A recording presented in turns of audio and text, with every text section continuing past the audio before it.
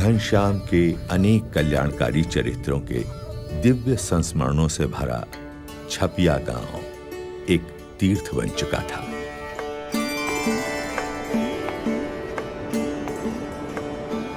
और आज अपने पावन स्पर्श से सरयू नदी को भी तीर्थत्व प्रदान करते हुए घनश्याम आ पहुंचे भगवान श्री राम की जन्मभूमि में।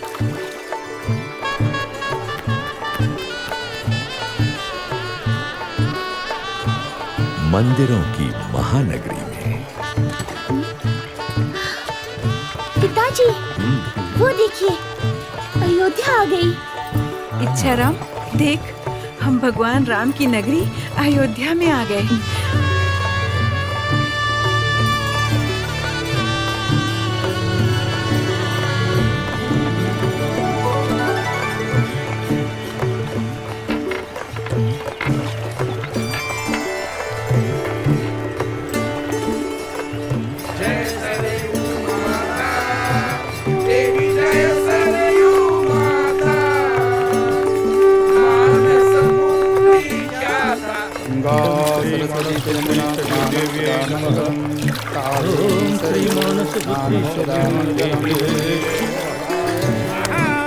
ओम जय वरुण देवताय, ओम श्री अग्नि देवताय, ओम श्री वायु देवताय।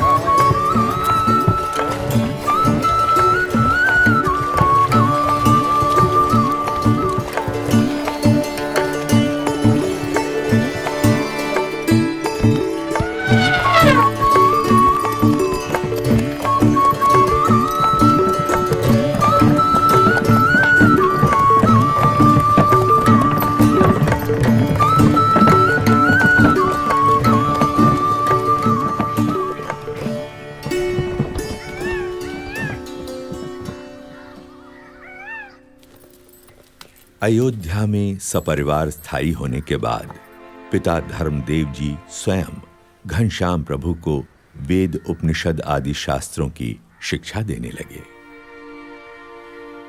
और गणित व्याकरण आदि विषयों का अभ्यास करवाने के लिए उन्होंने पंडित हृदय राम को घनश्याम का अध्यापक नियुक्त किया।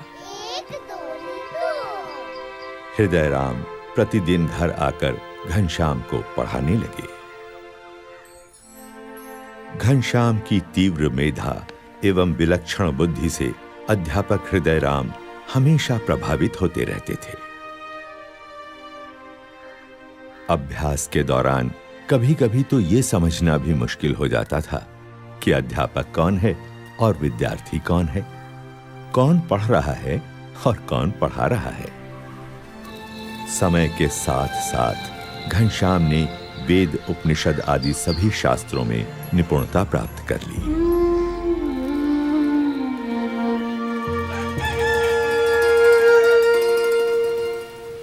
विद्या अध्ययन से पहले घनश्याम अपने नित्य कर्म का निष्ठापूर्वक पालन करते थे। ब्रह्मचर्य आश्रम का जैसे वे मूर्तिमान स्वरूप थे। ओम श्री हनुमते नमः।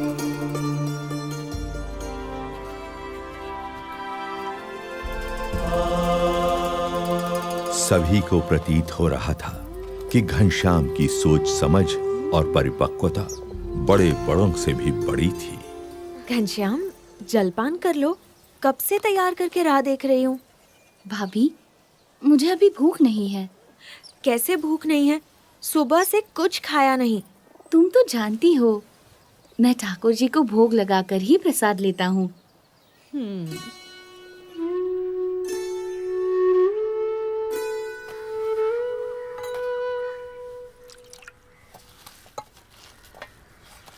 ये लो। नहीं नहीं।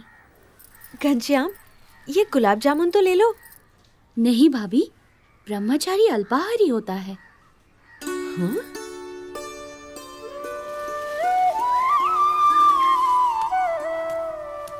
ये क्या घनश्याम, जब विश्राम करने के लिए चारपाई है तो जमीन पर क्यों लेटे हो? पिताजी, ब्रह्मचर्य आश्रम त्याग का आश्रम है। इस आश्रम में शरीर संयमित रखना चाहिए। ये भी तप है। इतनी बाल्यावस्था में इतने उच्च विचार, कितना असाधारण है यह बालक।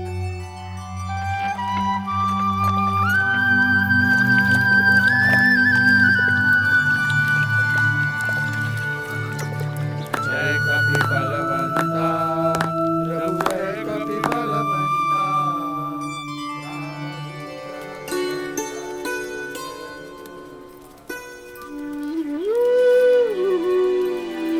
प्रणाम घनश्याम।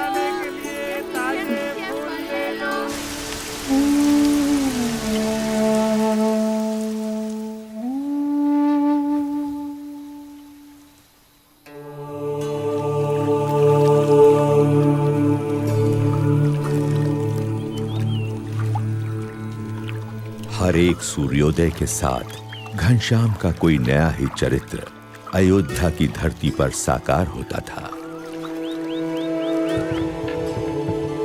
अयोध्यावासी भी दिन प्रतिदिन घनश्याम के दिव्य चरित्रों को देखने के लिए उत्सुक रहते थे। राम प्रताप, शाम हो गई, घनश्याम अभी तक नहीं आया। देख तो कहाँ है? होगा कहाँ, हनुमान घड़ी में बैठा होगा, राम कथा सुनता होगा, आ जाएगा। भगवान की कथा सुनने का उसे इतना शौक है कि बिना बुलाए नहीं आएगा। बोलना माँ ने मिठाई देने के लिए बुलाया है। हाँ। मजे घनश्याम करता है और ढूंढना मुझे पड़ता है।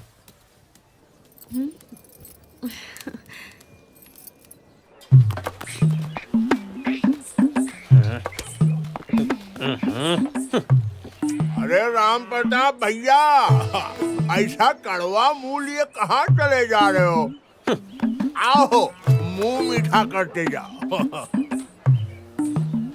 मुंह क्या मीठा करना घसीटा जी, घनश्याम ने नाक में दम कर रखा है, उसे ही ढूंढने जा रहा हूँ। सेठ जी क्या है वो, लगता है आज घनश्याम को फिर से डांट पड़ने वाली है। हाँ सही कहा, सही कहा।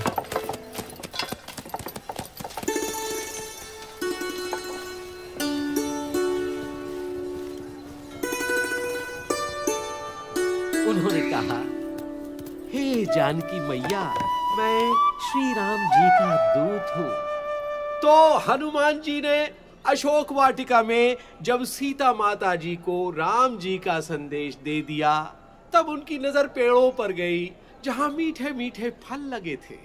हनुमान जी के मुंह में पानी भर आया। वे सीता माता से बोले, माते, अगर आपकी अनुमति हो तो क्या मैं पेड़ों पर से ये मीठे फल ग्रहण कर सकता हूँ? घनश्याम, घर चलो, माँ ने बुलाया है। आज्ञा है। दाऊ, तुम दूसरे मंदिरों में दर्शन करके आओ, तब तक ये कथा पूरी हो जाएगी, तब चलूंगा। लेकिन माँ ने तुरंत आने को कहा है। मेरे प्यारे भैया, बस ये कथा पूरी सुन लेने दो। पेड़ों पर चढ़ गए। पक्का? और फल हाँ खाने हाँ लगे। पक्का।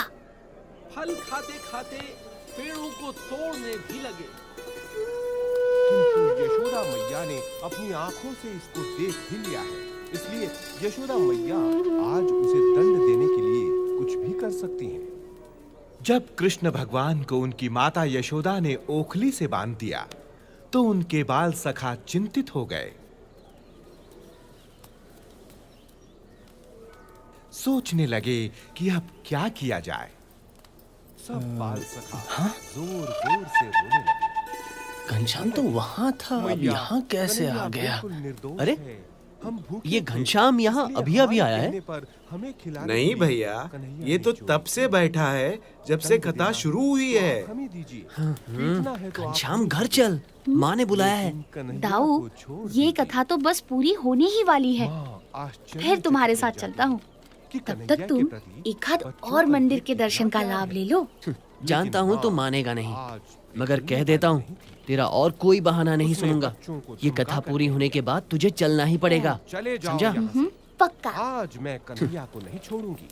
सब गोप बालक रोते रोते गोपियों के पास पहुंचे। वहाँ भी और यहाँ भी। अब कहीं कोप भवन में? नहीं नहीं नहीं। बजरंग बली की जय हो, पवन पुत्र हनुमान की जय हो। जय हो बजरंग बली की। हाँ? अरे, पुजारी जी, ये घनश्याम यहाँ कब आया? ये तो यहाँ सुबह से ही एक पैर पर माला फिराते खड़ा है। 3 मंदिरों में घनश्याम एक साथ कथा सुन रहा है। ये कैसे संभव है? राम प्रताप भैया, मैंने भी जब से घनश्याम को 3 मंदिरों में एक साथ दर्शन करते देखा है, यही सोच रहा हूं कि ये कैसा चमत्कार है। घनश्याम अवश्य एक दिव्य बालक है। दिव्य बालक?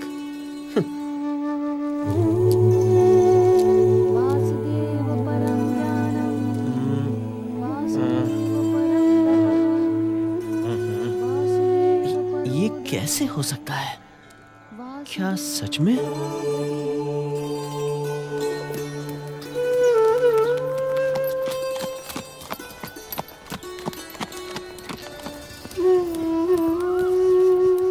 बोलो राम भक्त हनुमान की जय, बजरंग बली की जय। तुम आ गए दाऊ? दर्शन कैसा रहा? पहले ये बताओ, ये सब कैसे हुआ? क्या कैसे हुआ दाऊ? यही कि तू 3 मंदिरों में एक साथ दर्शन कर रहा था और कथा भी सुन रहा था। आपको भ्रम हुआ होगा दाऊ। आप मुझे इतना प्यार करते हैं कि आपको हर जगह मैं ही दिखाई पड़ता हूँ। लेकिन मैंने ही नहीं, दूसरे लोगों ने भी देखा था। घनश्याम, सच सच बता, ये सब कैसे हुआ? जब जगह जगह पर मूर्त में परमात्मा दिख सकते हैं, तो मैं एक साथ 3 जगहों पर क्यों नहीं दिख सकता? जहाँ प्रेम है, वहाँ परमात्मा है। हा? क्या? ठीक है, अब घर चल, माँ ने बुलाया है। आया बड़ा। किस लिए? कोई जरूरी काम है? हाँ, मिठाई देने के लिए। चल। मिठाई?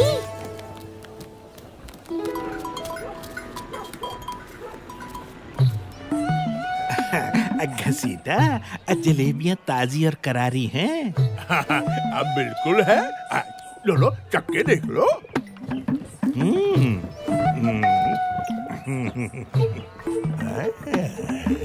भाई लग तो रही है, तो फिर एक सिर ताल दे।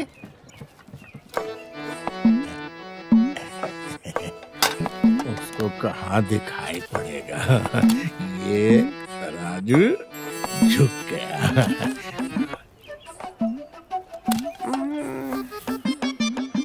दो पैसा हम कमा लेंगे तो किसी का क्या जाएगा।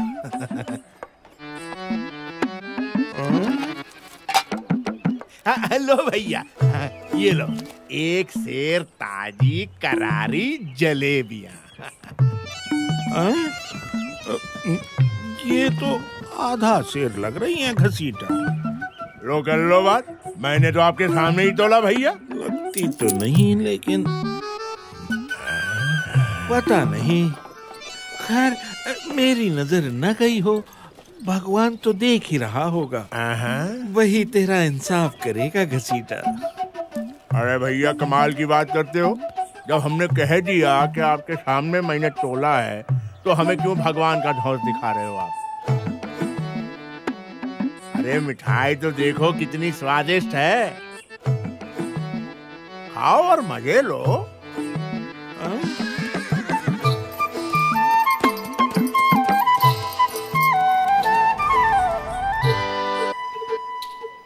बड़े आए धौंस दिखाने वाले। आधा सेर, एक सेर, कुछ पता वता तो है नहीं। देखा बोला कैसे ग्राहक को निपटाया। अब मक्खी कौन उड़ाएगा?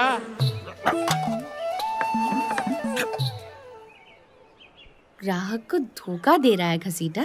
भगवान देख रहा है कि तेरा लोभ बहुत बढ़ गया है।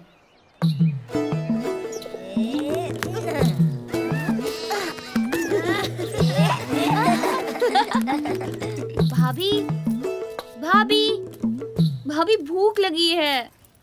थोड़ी देर रुक जाइए, खाना थोड़ी ही देर में तैयार हो जाएगा। लेकिन मुझे बड़ी जोर की भूख लगी है भाभी। तो देवर जी, तब तक चने, मुरमुरे, गुड़ पट्टी या कहूँ तो मूंग की दाल के लड्डू हैं, वही दे दूं? नहीं, मुझे तो बस पेड़े ही खाने हैं।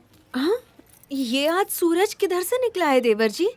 रोज तो तुम भूख लगने पर भी कुछ नहीं बोलते। भोजन के लिए तुम्हें जबरदस्ती बिठाना पड़ता है।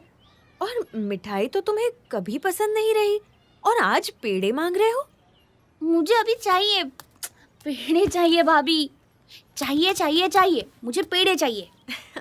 अच्छा मंगवा दूंगी, पहले पिताजी को तो घर आ जाने दो। मुझे अभी पेड़े चाहिए। फिर तो तुम्हारी शादी ऐसी जगह करनी पड़ेगी जहाँ तुम्हारी सासू जी तुम्हें रोज पेड़े खाने को दे। भाभी, मैं तो बिना शादी किए ही रोज पेड़े, मूंग की दाल के लड्डू, बर्फी खाऊंगा, लेकिन आज तो आपको मुझे पेड़े देने ही पड़ेंगे। तो जाओ, सामने हलवाई की दुकान में बहुत पेड़े पड़े हैं, ले लो। जाओ जाओ।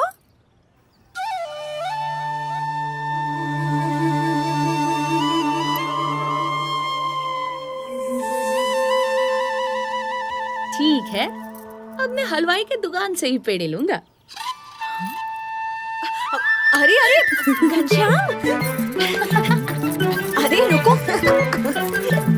मुझे पकड़ पाना बड़े बड़ों के बस में भी नहीं है भाभी। घनश्याम, अंगूठी वापस दे दो। अरे अरे कहाँ भागे जा रहे हो, क्या कर रहे हो? ये तुम्हें शोभा नहीं देता। अब तो मैं पेड़े खा कर ही रहूंगा। अच्छा, चोरी की अंगूठी से पेड़े खाओगे? पिताजी को पता चलेगा, तुम्हारे भैया को पता चलेगा तो तुम्हें डांट पड़ेगी, शायद मार भी पड़ेगी। चोरी कैसे? मैंने तो आपके सामने से उठाई है। अभी पकड़ती हूँ तुम्हें। भाभी दरवाजा खोलो। तो देवर जी अब खाओ पेड़े। दरवाजा खोलो ना भाभी। हाँ, थका दिया।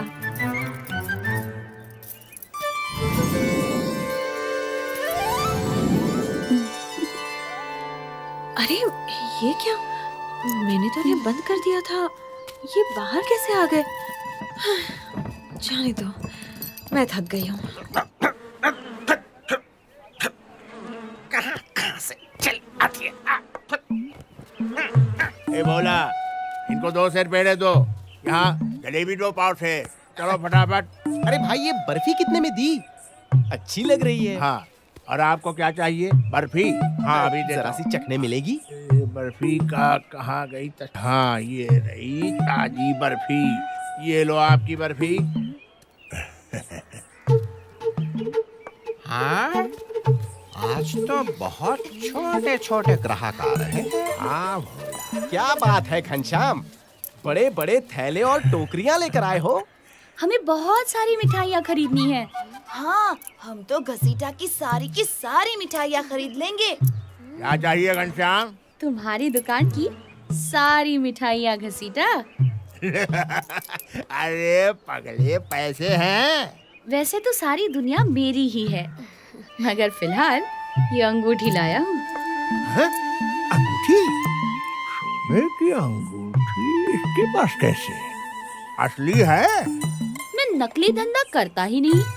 ए भोला, घनश्याम के लिए सारी मिठाइयाँ तोल दे। हाँ, अरे दे दे दे दे, इसे सारी मिठाइयाँ दे दे। चलो सारी मिठाइयाँ ले लो और लाओ अंदर से। सोने की अंगूठी, आज तो हम घरवाली को ये भेंट में देंगे। हमारी घरवाली आज खुश हो जाएगी। मगर ये तो सिर्फ बाहर वाली है, हमें तो दुकान की सारी मिठाइयाँ चाहिए, अंदर वाली भी। अरे बच्चा, एक अंगूठी में बस बाहर वाली आएंगी, अंदर वाली मिठाइयाँ भी चाहिए तो ऐसी एक और अंगूठी देनी पड़ेगी।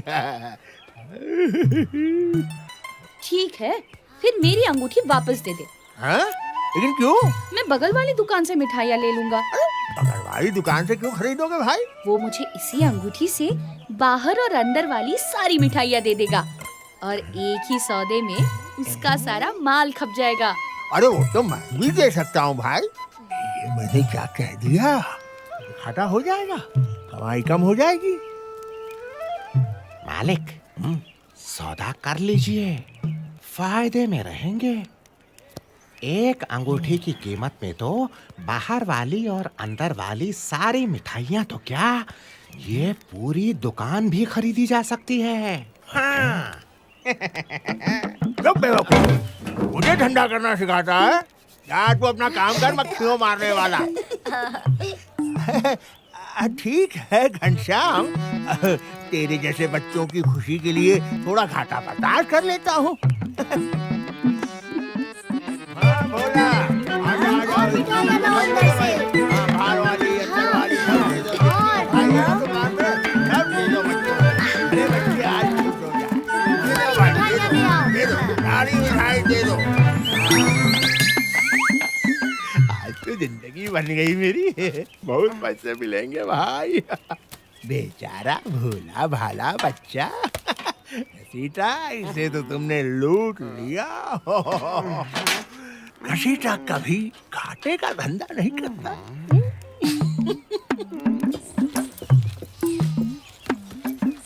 अरे आज की मिठाइयाँ तो सारी बिक गई भैया। अब आज कोई मिठाई नहीं है मेरे पास। आपको जो भी चाहिए ना, कल आइए, कल मिलेगा। हाँ हाँ, जाइए, धन्यवाद। पिताजी, लगता है आज घसीटा का धंधा बहुत अच्छा हुआ है। देखिए, पूरी दुकान खाली दिख रही है। हाँ, घसीटा के नसीब से कोई अच्छा ग्राहक मिल गया होगा।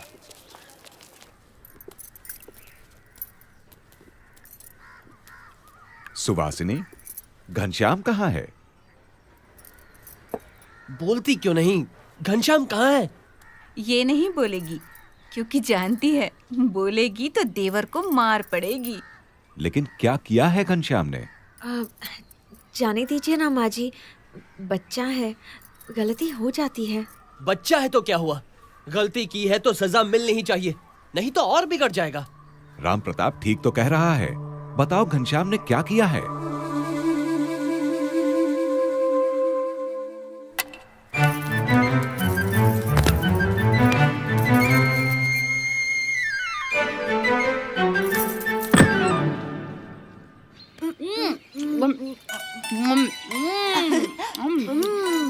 तुम भी खाओ, खाओ खाओ खाओ खाओ, तुम भी खाओ। मजा आ गया घनश्याम। ऐसी मिठाइयाँ तो कभी नहीं खाई थी। ऐसी और इतनी सारी, मेरा तो पेट फटने को हो रहा है। बहुत अच्छी मिठाई है, बहुत मजा आया। पिताजी, घनश्याम ने अंगूठी चुराई है। उसे सबक तो सिखाना ही पड़ेगा।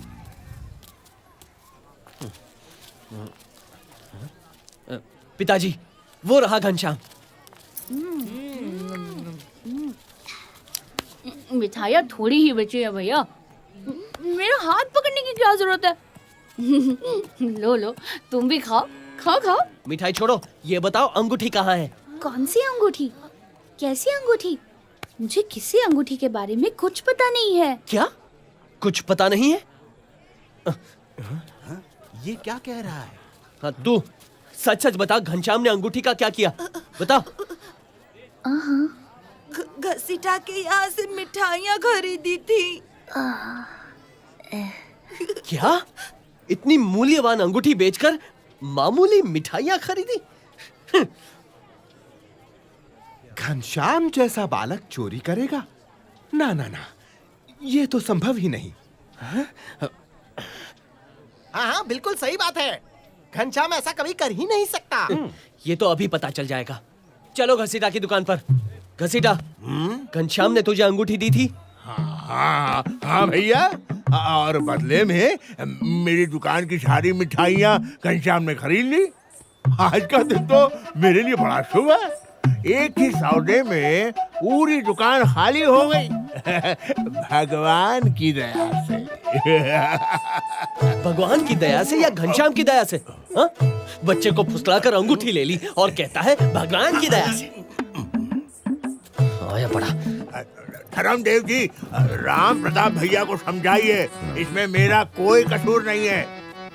आपको अंगूठी वापस चाहिए तो सारी मिठाइयों के पैसे दे दीजिए और अपनी अंगूठी ले जाइए। हाँ भैया, क्यों? सही है ना? बोलो, गलत कह रहा हूँ मैं? भैया, ये झूठ बोल रहा है। मैंने इसकी सारी मिठाइयाँ नहीं ली। भैया, आप लोग अंदर जाकर खुद देख लो, मिठाइयों के सारे टोकरे खाली है। एक टुकड़ा नहीं बचा है मिठाई का मेरी दुकान में। ये देखो बाहर का हिस्सा तो खाली है ना, अब अंदर भी दिखा देता हूँ। चलो आओ। अरे आप भी आओ पंडित जी, आइए। हाँ भैया आ जाइए आ जाइए। मैं तो बिल्कुल दावे से कह रहा था कि एक भी मिठाई का ये क्या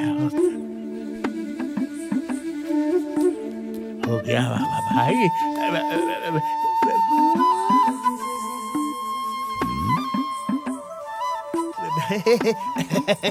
वो क्या है ना, घसीटा तू तो बोल रहा था टोकरे खाली हैं?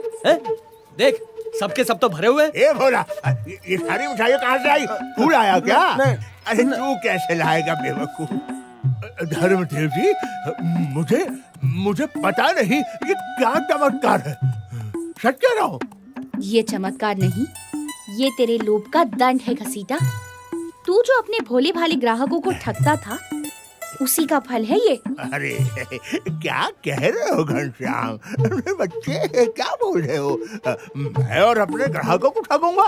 असंभव असंभव। यदि सच है तो अपने दाहिने पैर का अंगूठा दिखा।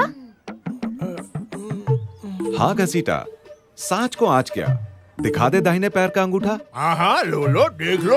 क्यों नहीं दिखाऊंगा? ये लो। नहीं दिखाऊंगा। दिखाता है या मैं देखूं? ये क्या मजाक है? अंगूठा दिखाने से क्या क्या क्या साबित होगा? क्यों? दिखा वरना तुझसे कभी कोई मिठाई नहीं खरीदेगा।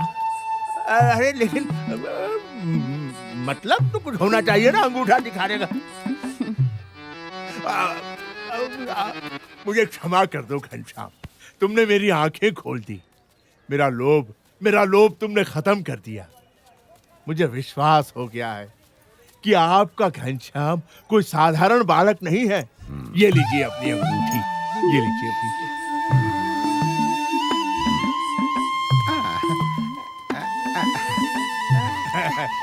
घनश्याम भैया, जब जितनी मिठाइयाँ खाना चाहो चले आना। यहाँ रहूंगा तभी तो। मतलब तू कहाँ जा रहा है? भूल गए पिताजी, मैं भाभी के साथ उनके गांव तरगांव जाने वाला हूँ। अच्छा, धन्यवाद ईश्वर। तुमने बड़ी चतुराई से घसीटा को उसके लोभ से मुक्ति दिला दी। हाँ? मुक्ति दिलाना ही तो मेरे जीवन का लक्ष्य है पिताजी।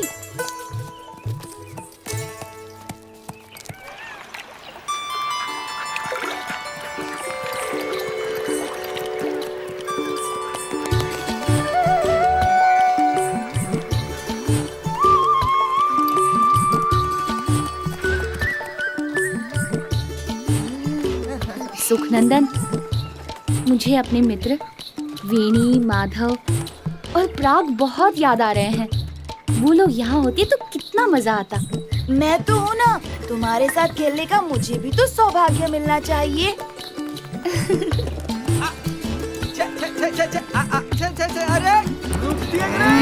इधर इधर इधर इधर, घास बहुत मीठी है, इधर घास चलो। इधर इधर, अरे इधर इधर चलो चलो। शाबाश, चलो। या लाल मोहर, इतनी सारी गायों को तुम अकेले कैसे संभालते हो? मेरी आवाज का जादू है, मजाल है कोई भाग जाए।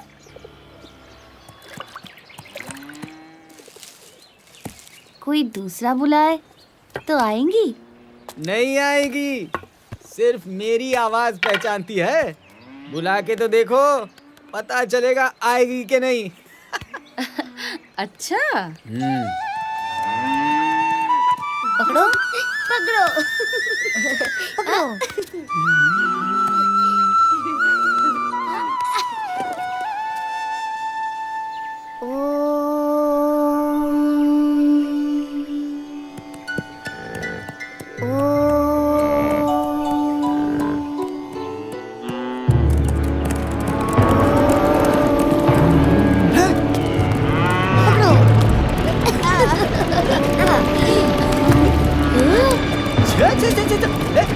अरे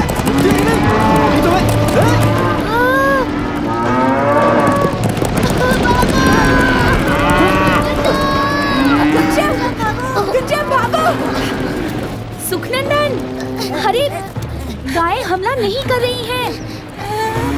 मैं गायों को बुला रहा हूँ। जल्दी भागो। चढ़ जाओ पेड़ पे। पेड़ पे चढ़ जाओ। जल्दी पेड़ पे चढ़ जाओ। जल्दी चढ़ जाओ। ऊपर आ जाओ। ये गायों को क्या हो गया है? इधर इधर इधर उधर किधर जा रही है? अरे मेरा हुक्म नहीं मानती, मेरी आवाज नहीं पहचानती। आज तुम्हें तुम सबकी खाल उधर दूंगा। ये ले। अरे अरे अरे, गायों को मार क्यों रहे हो? मैं उन्हें जाने को कह देता हूँ। मगर इन्होंने आज पहली बार मेरा हुक्म नहीं माना। इसलिए कि तुमने उन्हें सदा हुक्म दिया, मगर मैंने उन्हें प्यार से पुकारा। तुम तो भगवान हो, इसके बिना ये हो ही नहीं सकता। गायों ने तुम्हें पहचान लिया, मैं नहीं पहचान पाया, मुझे क्षमा कर दो।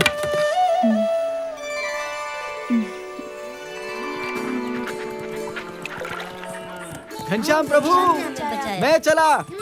चलो चलो। अरे ये खून कैसा? अरे ये तो घनश्याम, तुम्हारी दाहिनी जांघ से तो खून बह रहा है। कुछ नहीं, एक सूखी ठूंठ घुस गई। जल्दी से घाव धो देते हैं, वरना जहर फैल जाएगा। तुम चिंता क्यों करते हो? सब ठीक हो जाएगा। हम तुम्हारी नहीं सुनेंगे। चुपचाप तालाब पर चलो।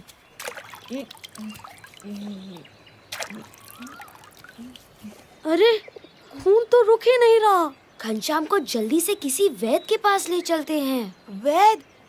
अरे पर वैद्य तो यहाँ से कोसों दूर दूसरे गांव में रहते हैं। वहाँ तक पहुँचते पहुँचते तो घनश्याम का सारा खून बह जाएगा। अब क्या करें? जल्दी कुछ सोचना पड़ेगा।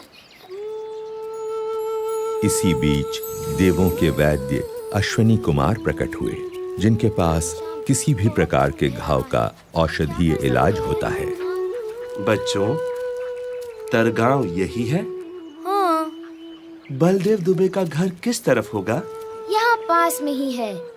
ये उन्हीं के घर का लड़का है। इसे चोट लग गई है। हम इसका खून रोकने की कोशिश कर रहे हैं, मगर खून रुक ही नहीं रहा है। लाओ, मैं देखता हूँ।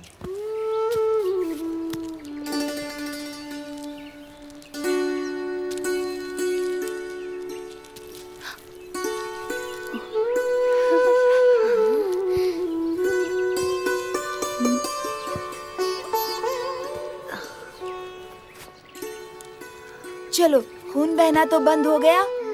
हम भी घर ही जा रहे हैं। आप भी हमारे साथ क्यों नहीं चलते? मैं अब संध्या वंदन करके ही पहुंचूंगा। तुम लोग जाओ।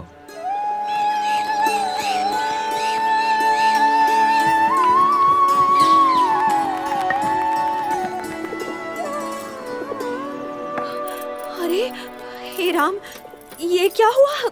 कैसे चोट लगी? कहीं गिर गए क्या? कुछ नहीं भाभी, खेल खेल में तो लगती ही रहती है। ये पट्टी भी खेल खेल में ही लग गई। देखो तो।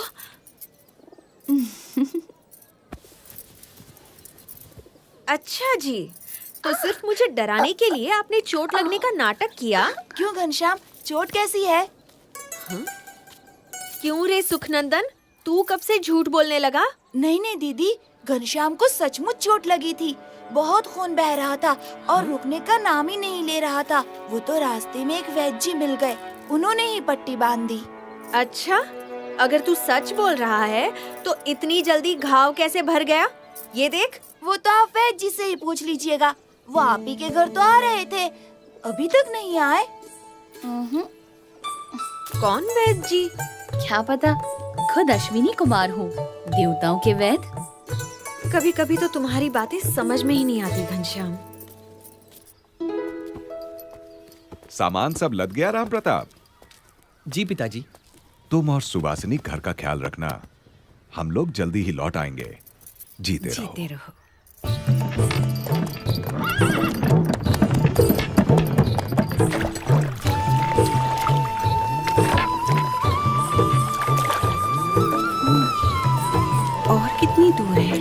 ज्यादा दूर नहीं है।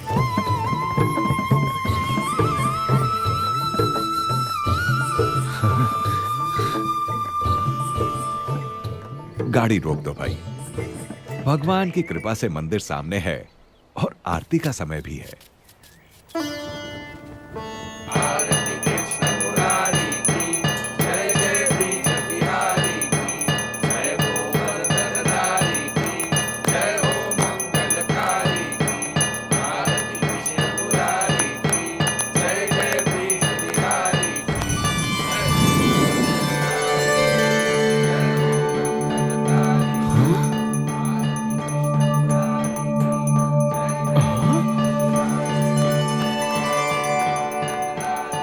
अरे ये क्या?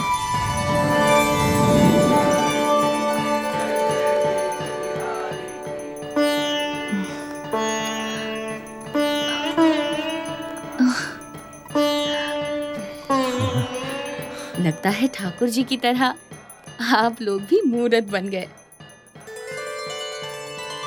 जब कृष्ण की मूर्ति ने अपनी माला घनश्याम को पहनाई, तब गोंडा नगर के मुखिया भी वहां उपस्थित थे। उन्होंने जब अपनी आंखों देखी ये चमत्कारिक घटना कह सुनाई, तब राजा गुमान सिंह को उनकी बातों पर विश्वास ही नहीं हुआ।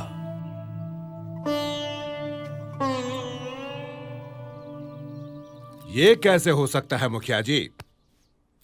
धातु की मूरत खुद चलकर आई और एक बच्चे के गले में अपनी माला डाल दी। हाँ, असंभव। मैंने खुद अपनी आंखों से देखा था महाराज। मुझे तो लगता है धर्मदेव जी का मझला बेटा घनश्याम स्वयं भगवान है। अच्छा, तो बुला भेजो उन्हें। जी। अगर वो बच्चा सच में भगवान है, तो शास्त्रों के अनुसार उसके चरणों में 16 चिन्ह होंगे।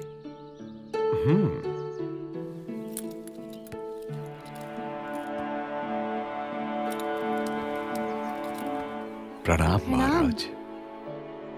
महाराज, यही है मेरा मझला बेटा घनश्याम।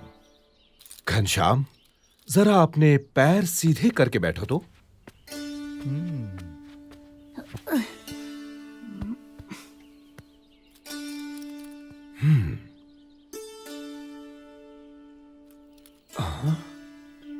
दाहिने पैर में अष्टकोण, ऊर्ध्व रेखा, स्वस्तिक, जामुन, जव, अंकुश, केतु और पद्म।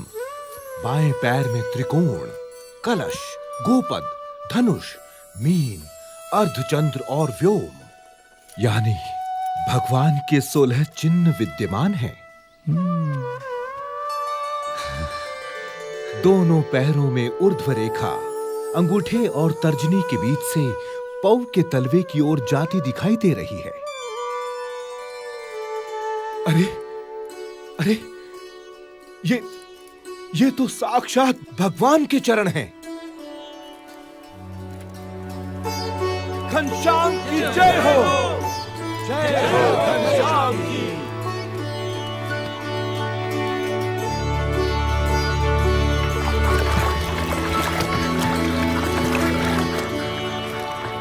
काशी, भारत की विद्वत नगरी, इसलिए शास्त्रों में इसी प्रकार ज्ञान की नगरी, कि मनुष्य मात्र को शास्त्रार्थ सभाएं यहाँ का नित्य क्रम है। कोई समझ नहीं है। भाई तुम क्या जानते हो? परंतु आज की शास्त्रार्थ सभा कुछ विशेष थी। आजकल के नौ सीखिए, हमें सिखाने चाहिए। चाहे कुछ भी कहते रहे, भगवान तो निराकार, लेकिन इन शास्त्रों के आपके मानने या न मानने से क्या होता है? नहीं हो जाता। सत्य और असत्य के बारे में ये क्या जानते हैं? शास्त्रों के अनुसार शांतम शांतम विद्वानों, शांत हो जाइए।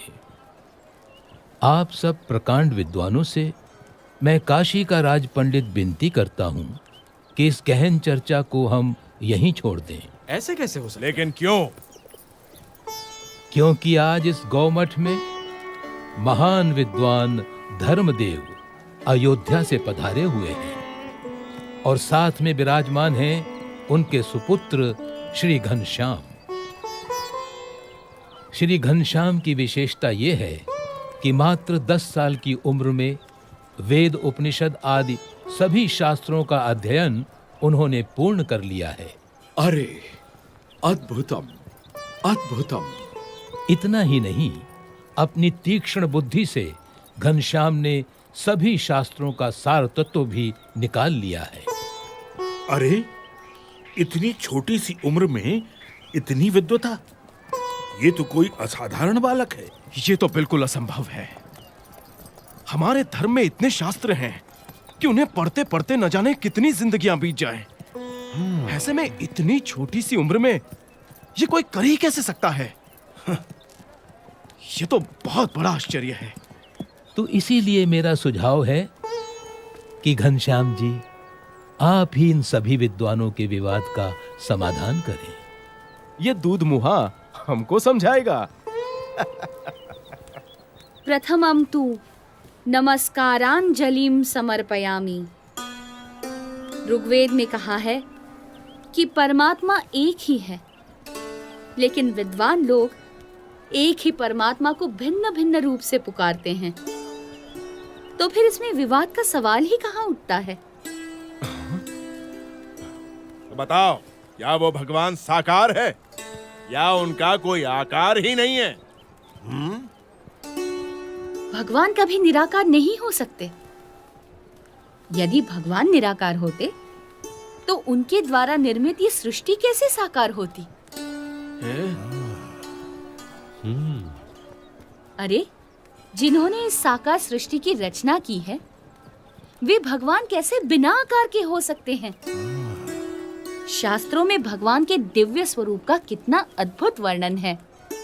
वे तो सदा साकार हैं। वेद में कहा है कि सईक्षत, यानी भगवान ने देखा। यदि देखा तो क्या उन्हें केवल आंखें ही होंगी? लेकिन यहाँ पर तो नहीं, वे तो सदा दिव्य स्वरूपधारी हैं। घनश्याम का तर्क कितना ठीक और सटीक है। साधु साधु। ये तो कोई विद्वान है या फिर स्वयं भगवान। अभिनंदन, धन्य प्रभु। साधु साधु।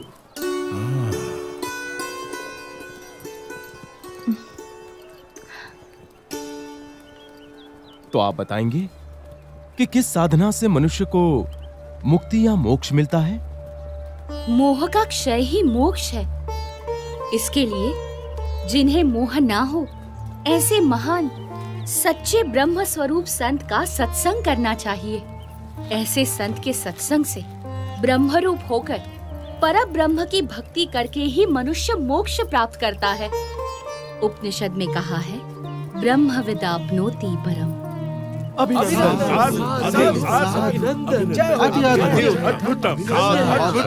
प्रभु। अभिनंदनम। धन्य धन्य प्रभु। आपकी विश्वसनीय वाणी ने सबका हृदय जीत लिया है। यदि हम वर्षों तक चर्चा करते रहते तो भी हम सभी शास्त्रों के सार रूप इस उत्तर तक न पहुंचते, मगर हम जैसे विद्वानों की इतनी बड़ी सभा में निसंशय घनश्याम ने निश्चलता और निर्भयता से ये कर दिखाया है।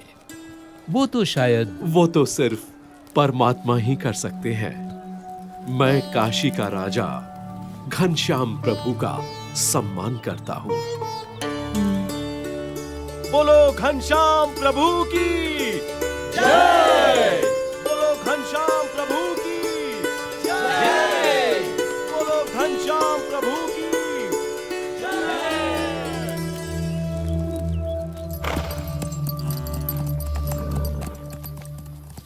भक्ति देवी का स्वास्थ्य दिन प्रतिदिन गंभीर होता जा रहा था। उनके जीवित रहने की संभावना कम होती जा रही थी, परंतु उनके मन में पुत्र घनश्याम के स्वरूप की महिमा उत्तरोत्तर बढ़ती ही जा रही थी। घनश्याम। हाँ माँ। तुम मेरी कोख से जन्मे, परंतु मैं तुम्हें कभी भी यथार्थ नहीं समझ पाई। फिर भी मुझे इतना विश्वास जरूर है कि मुझे तुम्हारे रूप में साक्षात भगवान मिल चुके हैं। लेकिन अब मुझे सिर्फ इतना ही समझाओ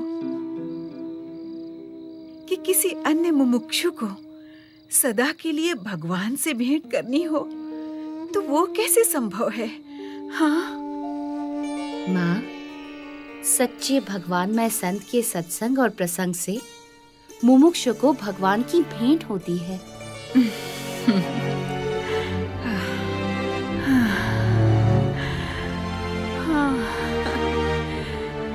घनश्याम,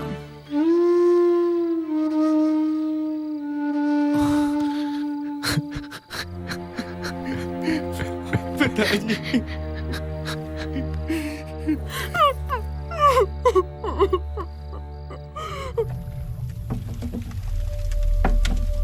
अब घनश्याम के मन में गृह त्याग करने का संकल्प प्रबल होता जा रहा था।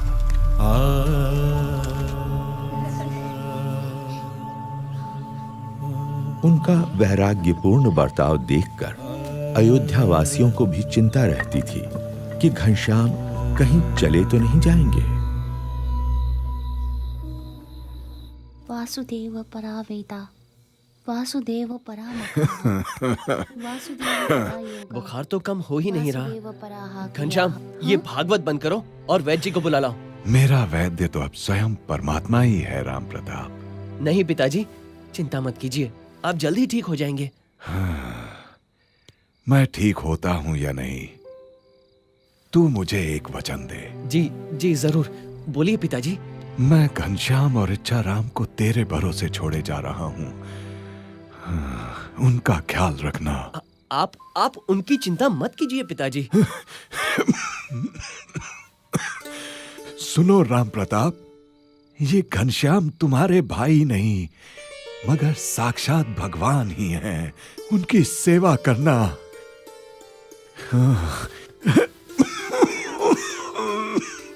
पिताजी, ये लीजिए। पिताजी, आपकी हालत गंभीर है, मुझे डर लग रहा है। मुझे वैद्य को बुलाने दीजिए पिताजी। मेरी हालत इससे बेहतर कभी नहीं थी राम प्रताप। साक्षात परमात्मा घनश्याम यहाँ प्रकट हुए और हम सब धन्य हो गए। और सुनो सुवासिनी, मैं तो अब इस संसार में रहूं या ना रहूं, मगर तुम इस घनश्याम की देखभाल करना। हाँ, घनश्याम अनंत जीवों के कल्याण के लिए जन्म लिए हुए हैं। लेकिन देखना, कहीं राम प्रताप ऐसा निमित्त ना बने कि घनश्याम इस कुल को छोड़कर सदा के लिए घर से निकल पड़े। मैं घनश्याम की सेवा जरूर करूंगा, मगर पिताजी आपका शरीर। राम प्रताप, मेरा शरीर यहाँ है, किंतु घनश्याम की कृपा से मेरी आत्मा तो अक्षरधाम में विचरण कर रही है।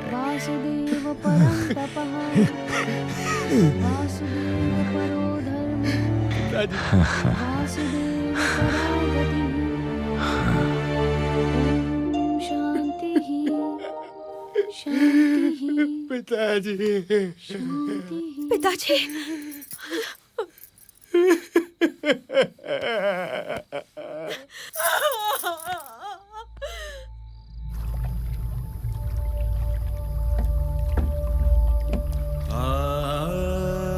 घनश्याम की अयोध्या की लीला समाप्ति पर थी और कल्याण यात्रा उन्हें निमंत्रण दे रही थी। वैसे भी अयोध्यावास तो उनकी कल्याण यात्रा की भूमिका भर था, मात्र एक पड़ाव जहां से घनश्याम अपनी कल्याण यात्रा का आरंभ करने वाले थे।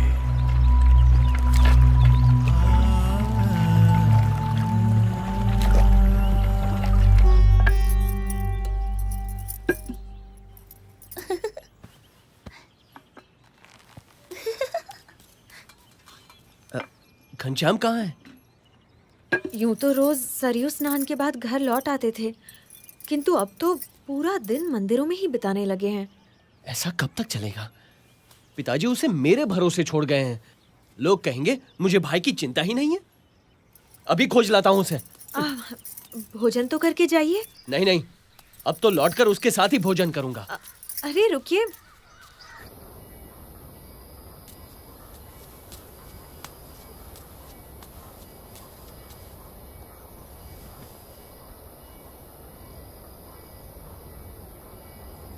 घनश्याम,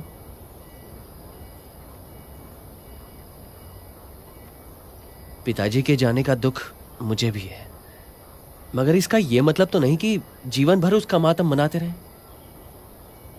छोड़ो ये उदासी और घर चलो।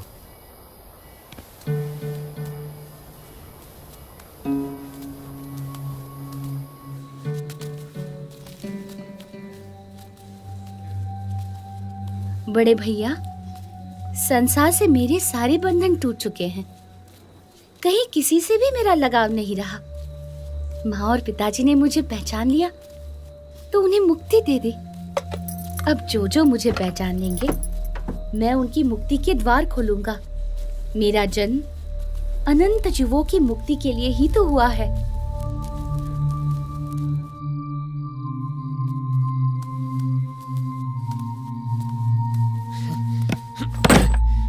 मेरे पास तेरी ज्ञान की बातें सुनने का समय नहीं है, समझा? अब से घर के बाहर पैर रखा ना तो तेरी टांगे तोड़ दूंगा।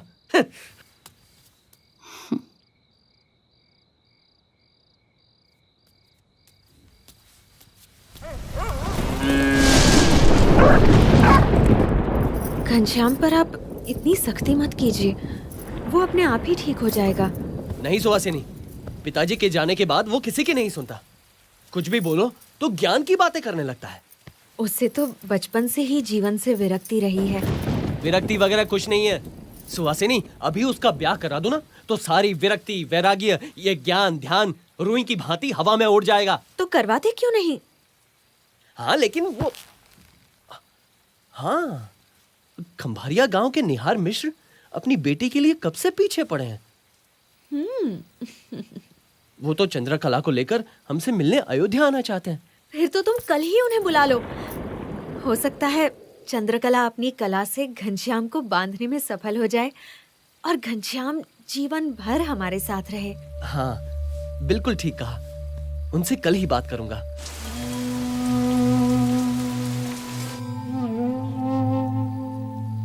चलो भोजन ले लो, रात बहुत हो गई है। तुम्हारे भैया और इच्छाराम तो भोजन करके कब के सो गए। तुम्हारे हाथों का ये अंतिम भोजन ले रहा हूँ भाभी। अच्छा देवर जी, तो आपने मेरी और अपने भैया की बातें सुन ली। अभी तो केवल मंगनी आई है, ब्याह लगन तो अभी बाकी है। फिर मेरे हाथों की रसोई को तिलांजलि देना। सुवासिनी को क्या पता था कि अपनी कल्याण यात्रा के लिए घनश्याम केवल उनकी रसोई को ही नहीं, घर, परिवार, संसार के हर एक सुख को तिलांजलि देने का संकल्प कर चुके थे। उन्हें अपनी भूख से अधिक अनंत जीवों की मुक्ति की भूख की चिंता थी।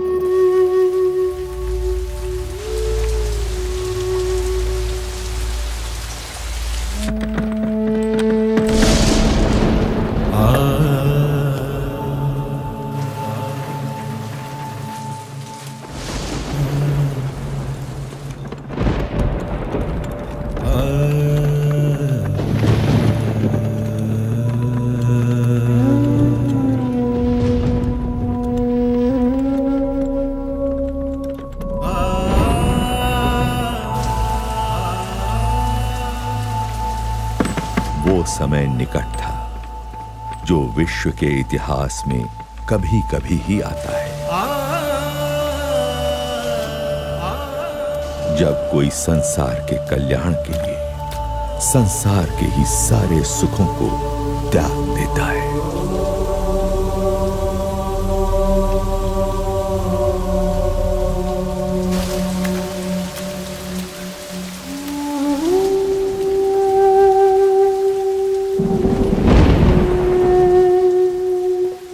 इसी अयोध्या से हजारों वर्ष पूर्व राम निकले थे रावण के अत्याचार से मनुष्यता की मुक्ति के लिए।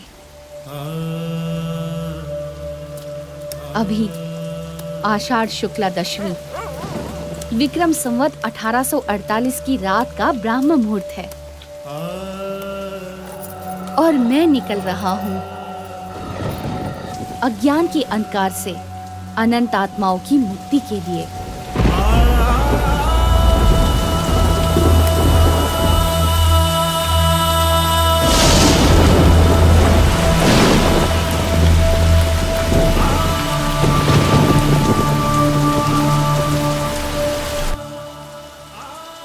अंधकार में डूबी हुई अयोध्या नगरी के लोग निद्राधीन थे, मनुष्य मात्र की तरह, और सोते हुए मनुष्य मात्र में चेतना जगाकर उन्हें कल्याण के मार्ग पर प्रेरित करने के लिए घनश्याम के चरण बढ़ चले कल्याण यात्रा पर नीलकंठ वर्णी के रूप में।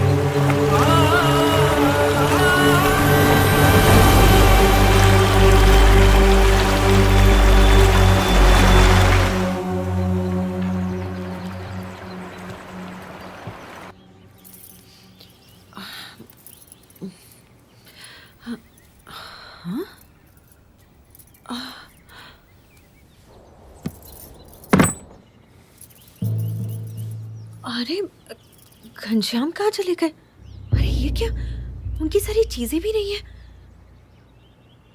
अब सुनिए घनश्याम कहीं चले गए हैं क्या? कहाँ गया? ऐसे कैसे चला जाएगा? कहीं वो हमें छोड़कर तो नहीं चले गए? जरा जाकर ढूंढिए ना उन्हें। यहीं कहीं मंदिर में बैठकर कथा सुन रहा होगा या किसी को ज्ञान की बातें सुना रहा होगा। कहीं मेरे हाथों की रसोई को सच में तिलांजलि तो नहीं देती? चिंता मत करो, वो आ जाएगा। घनश्याम वापस आ जाओ। कहाँ चले गए हो तुम? ठीक है, मैं अभी देख कर आता हूँ।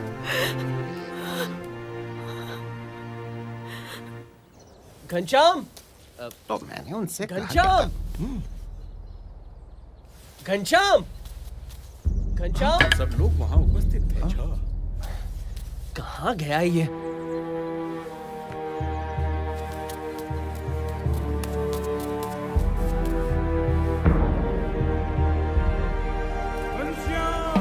अरे भाई, घनश्याम नहीं मिल रहे।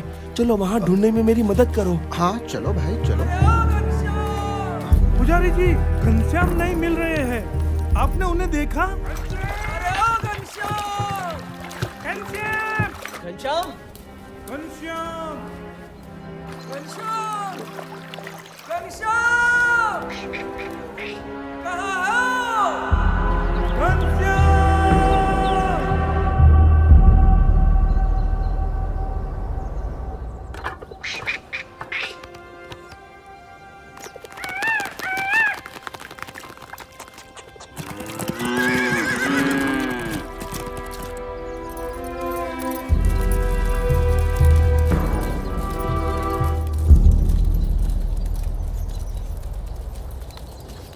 हमें छोड़ के चला गया। अब हमारे साथ कौन खेलेगा? ए घनश्याम भैया, वापस आ जाओ। क्यों चले गए हमको छोड़कर?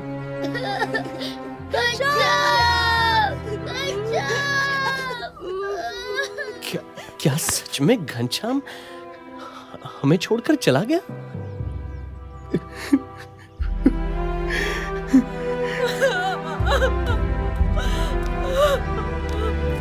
घनश्याम!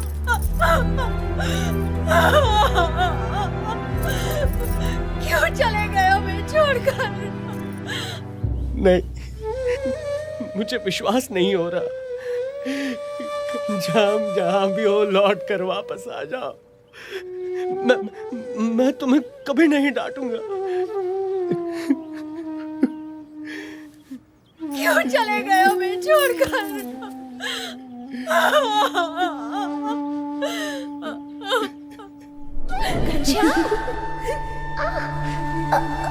मुझे पकड़ पाना बड़े बड़ों के बस में भी नहीं है भाभी। घनश्याम वापस आ जाओ। Ha ha ha!